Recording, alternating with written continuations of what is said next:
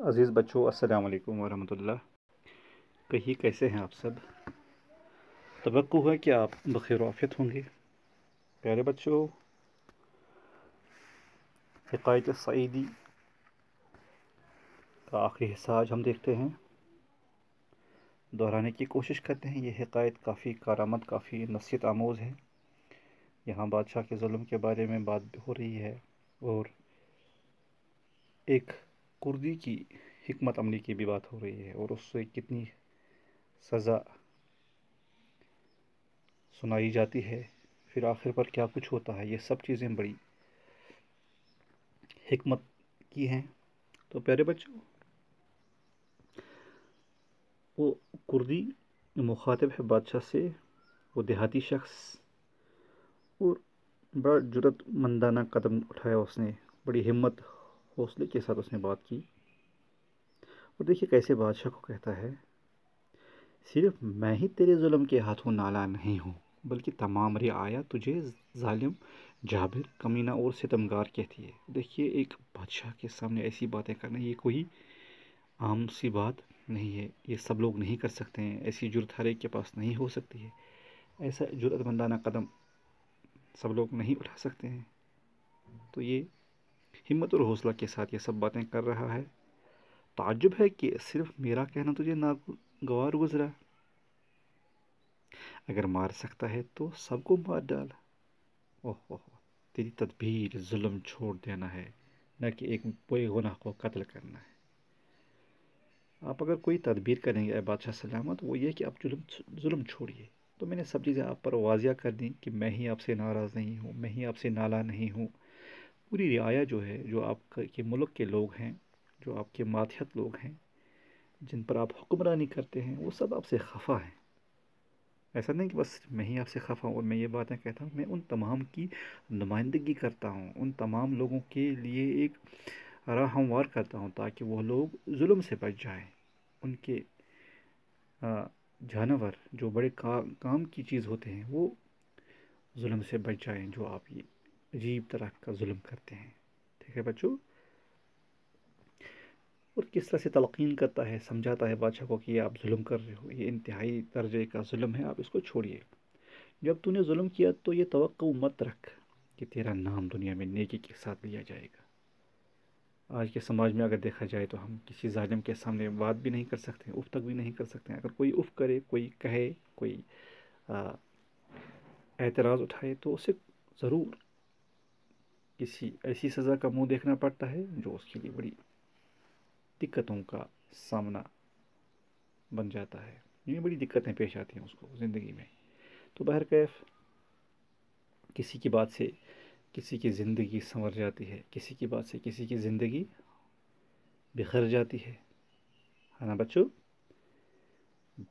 تیرا نام دنیا میں نیکی کے ساتھ لیا جائے گا۔ تو دیکھیے کیسے کہتا ہے کہ آپ ظلم کو چھوڑیے، اور لوگ آپ کو بڑی عزت سے پکاریں گے، اور نیکی کے ساتھ آپ کے نام کو پکارا جائے گا، عزت کے ساتھ آپ کے نام کو۔ اگر آپ نے آج تک کتنا ہی ظلم کیا، لیکن جب آپ توبہ کریں گے، حتمی توبہ کریں گے، اس غلطی سے باز آئیں گے، تو ظاہر سی بات ہے یہ سب چیزیں بھول جائیں گے جو ظلم آج تک آپ نے کیا ہے۔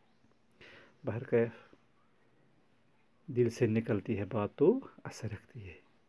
خلوص کے ساتھ کہی گئی بات اچھی طرح اس سے سمجھ لے کہ اس طرح بادشاہ قابل تعریف نہیں ہو سکتا کہ دربار میں لوگ اس کی تعریف کریں۔ دیکھیے بادشاہ سے مخاطب ہے یہ دیہاتی شخص، تو اگر دربار میں لوگ تعریف کریں یہ کوئی بڑی بات نہیں ہے۔ آپ کے وزیر جو ہیں، آپ کے کارکن جو ہیں، وہ آپ کی تعریفیں کریں، ایسے کچھ نہیں چلے گا۔ تعریف آپ کی وہ کرنی چاہیے جو آپ کے ماتحت ہیں، جو آپ کا رعایا ہے۔ چند لوگوں کی مجلس میں تعریف کا کیا فائدہ جب باقی سب مرد اور عورتیں پیٹھ پیچھے ملامت کریں؟ تعریف کرنے والا دوست نہیں ہو سکتا ہے۔ آپ کا دوست وہی ہے جو آپ کی تنقید کرے۔ تنقید سے ہی انسان سنور سکتا ہے، تنقید سے انسان راہ راست پہ آ سکتا ہے، تنقید سے ہی انسان ہوشیار رہتا ہے، تنقید سے ہی انسان آگے کی غلطیوں سے محتاط رہتا ہے۔ تو دوست آپ کی تنقید نہیں کر سکتا ہے، مت کر سکتا ہے، یا جو آپ کے ماتحت ہو وہ بھی تنقید نہیں کر سکتا ہے۔ تو اس طرح سے سمجھانا، بادشاہ کو مائل کرنا آمادہ کرنا اس چیز پر کہ آپ کسی پر ظلم نہیں کرنا. یہ سب باتیں سن کر بادشاہ کو ہوش آ گیا اور اس نے ظلم سے توبہ کی اور قردی کی خطا معاف کی. یعنی بادشاہ ہوش میں آیا اور یہ سب چیزیں باتیں سن کر سمجھ کر اسے حوصلہ ملا. اس نے گناہ سے توبہ کیا یعنی ظلم کرنے سے توبہ کی اور قردی کی جو خطا ہے حالانکہ خطا نہیں تھی اس کی لیکن بادشاہ کے مطابق خطا ہی تھی اس کو وہ خطا معاف کی اور اس کو گاؤں کی سرداری عطا کی. دیکھیے 2 فائدے ملے اس کو. ایک تو قوم کو آسانی ہو گئی قوم کو سہولت مل گئی. دوسری بات یہ ہے کہ اسے سرداری ملی اسے عہدہ ملا. پیارے بچوں ہر ایک کو چاہیے کہ وہ کسی پر ظلم نہ کرے کسی کے ساتھ زیادتی نہ کرے چاہے حیوان ہو یا انسان ہو چھوٹا ہو بڑا ہو. خاص کر بے زبانوں پر ظلم کرنا یہ بہت ناانصافی ہے. تو اس داستان میں اس حکایت میں اس کہانی میں سب سے بڑی نصیحت کیا ہے؟ وہ 3 نصیحتیں جو اس سے پہلے بھی میں نے آپ سے شیئر کی آپ سے بات کی میں نے شروع میں ہی آج پھر دہراتے ہیں کوئی فرق نہیں پڑے گا. وہ یہ کہ اے انسان تو عقل اور اخلاق ظالموں سے سیکھتا ہے لیکن اس قدر نہیں جس قدر عیب جو جاہل سے. انسان عقل اور اخلاق عالموں سے سیکھتا ہے لیکن کبھی کبھار عقل جو ہے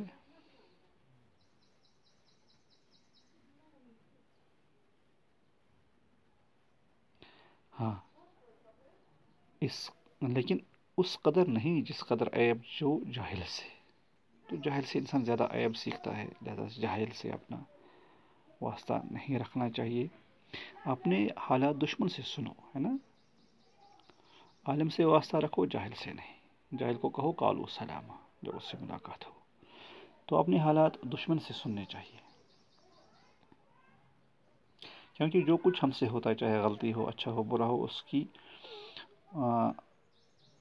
ریئیکشن اس کا اثر وہ سب چیزیں ہمیں دوست نہیں بتا سکتا ہے کیونکہ اسے وہ لحاظداری کا کیونکہ انسان عبد الاحسان انسان احسان کا غلام ہوتا ہے. دوست پر احسان کرتا رہتا ہے لہذا وہ نہیں کہہ سکتا ہے. تو لہذا دشمن سے ہی حالات سننے چاہیے تاکہ انسان کو پتہ چلے کہاں پر مجھے کیا کرنا ہے. کہیں پر مجھے کوئی زیادتی نہیں مجھ سے ہوئی ہے کوئی غلطی مت ہوئی ہے جس کا مجھے ازالہ کرنا آئندہ محتاط رہنا ہے. تو یہ سب چیزیں آپ کو دشمن ہی بتا دیتا ہے. وہ بالکل فرینکلی آپ کو بتاتا ہے. دوست نہیں بتا سکتا ہے. تعریف کرنے والے تیرے دوست نہیں بلکہ ملامت کرنے والے تیرے دوست ہوتے ہیں. یاد رکھنا چاہیے جو تعریفیں کریں حد سے زیادہ واہ واہ کریں وہ دوست نہیں ہوتے. جو آپ کی ملامت کریں آپ کو بار بار ڈانٹیں سمجھائیں وہی آپ کے دوست ہوتے ہیں. کیونکہ کبھی کبھار برا بھی لگتا ہے انسان کو یہ بار بار کیوں ڈانٹتے ہیں یہ بار بار لیکن اسی سے انسان کی عقل ٹھکانے کو آ جاتی ہے. سمجھ گئے بچوں آپ.